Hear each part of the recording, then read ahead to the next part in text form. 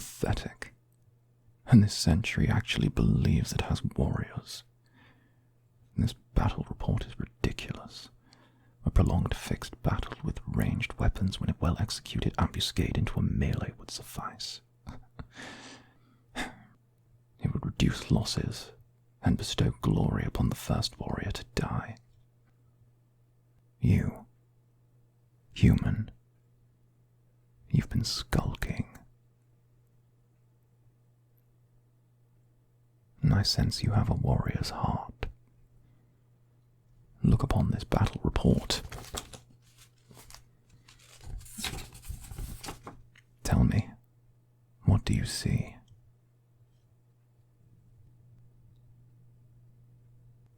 Inspired. Do you know what I see when I look upon this? I see idiocy. I see fear.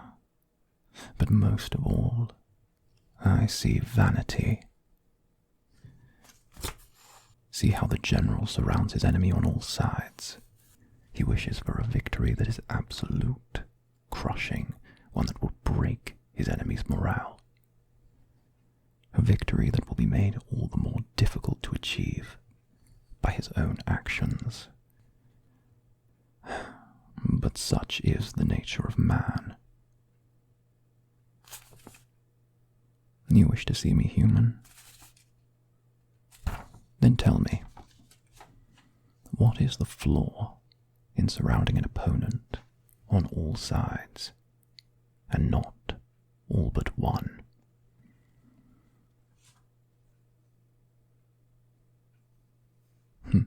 Not the worst attempt. Surrounding an opponent makes the battle a fight for survival.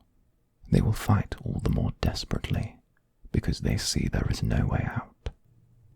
Should you give them a route to retreat, their morale will break before they do. A retreat allows for a sweeping advance. A sweeping advance allows for the preservation of your own force, while the decimation of that of your enemy. This commander is vain, and vanity has no place on the battlefield. Leave that to my family, Narcissus, Aphrodite, Dionysus. They have their uses in times of peace, but peace breeds weakness. At least Aphrodite serves a use in war, giving warriors something worth coming back to, and thus they will fight all the harder. But I prattle. You have a reason for visiting me, human. I saw you at my uncle's party.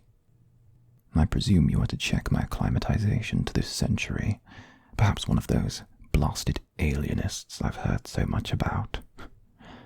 Here to ensure I've not gorged myself upon the conflict of this world, endowed myself with so much war and pestilence that I can hardly move. Well, you need worry not. Where there is war, I am the most at peace. Unfortunately, this century offers no shortage of conflict for me to observe. Now, does that answer your questions? And if the answer is yes, leave the same way you came in.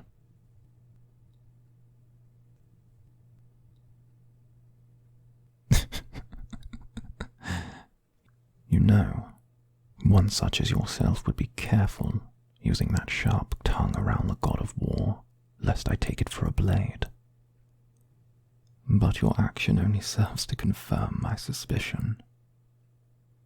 You have a warrior's heart, and the nerve to speak back to me, and thus you have earned my time. Why, yes, I do spend my time watching battles. You forget, the gods have been absent for centuries.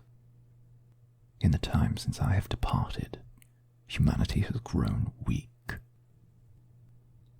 Tell me, were you raised to hold a sword? There was a time where every man, woman, and child in Greece would have been raised with a sword in their hand. And now, Should you not find glory in battle, where are you to find it? In words, hollow promises made by leaders that pretend to have your best interests at heart.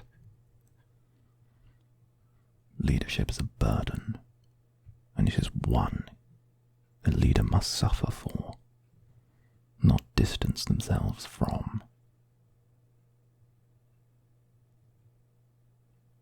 No. I apologize. I have been told my intensity can be off-putting for those who are unused to me. Athena regularly scolds me for my manners, or lack thereof. Come, let us sit. Allow me to start over from my brash and unreasonable introduction. I shall not make excuses for my temperament, merely the resolution to do better with you in future. Here, if you have the time to wait, the tea is almost finished brewing. It's of the nocturne root, a gift from Hypnos. It heals the mind and eases the body of warriors after battle. I've been known to relax with a cup or two myself.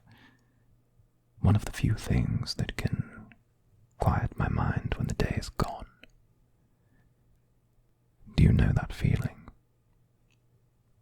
That ritual you partake in once the day is done?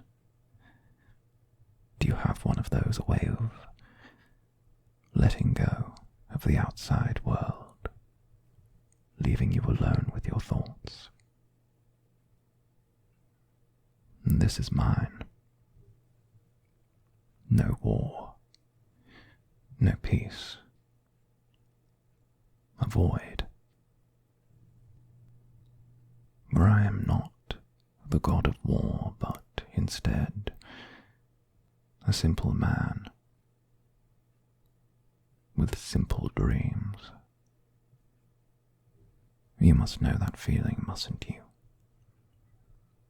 Alone, late at night, your mind skipping to the possibilities of all that you could be, all that you have the potential to become. It's the effect of a warrior's heart, a call that brings you to seek greatness.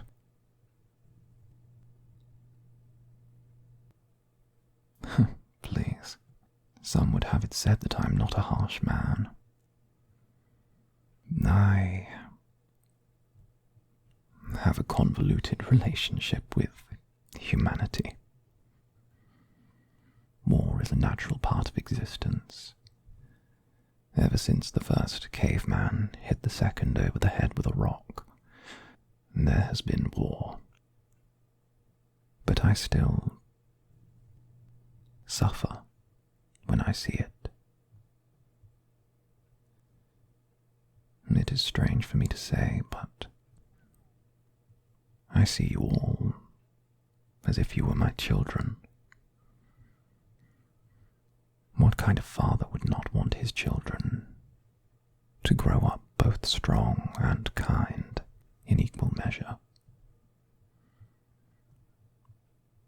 It's a principle of diplomacy, is it not? Take you, for instance. The gods have better knowledge of you than you would like to think. For example, I know you've been known to offer an olive branch in one hand, yet with the other have your hand placed on your sword.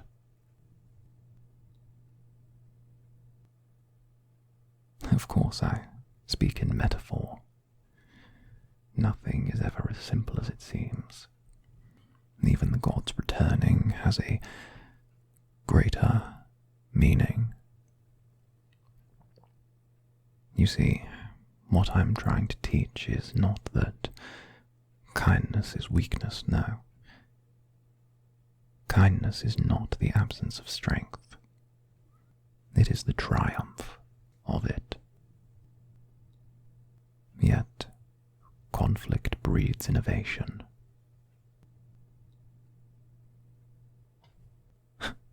It is not a simple matter to comprehend. There will always be conflict, even if there is less of it now to when the world was as new. The war might be over, but I will move to my next battlefield. And if there is no war to be fought, I shall make one myself. I long for peace, yet the only peace I find comes within battle. The perfection of a sword, the art of a blade. It calms the soul, and yet even when it is over, I look at the carnage that surrounds me, the carnage which my own godhood has wrought, and I despair for my children. How can the children learn to be anything but monsters, if the man who sees them as children is monstrous? But those should be the answers you need for your questions today. I can sense that I'm already under your skin. So let me provide some parting advice. A blade is not a warrior's greatest weapon, nor the mind the warrior's greatest strength. It's the heart, the ability to bear pain which others cannot, the ability to push yourself beyond your limits, to suffer more than those who stand against you.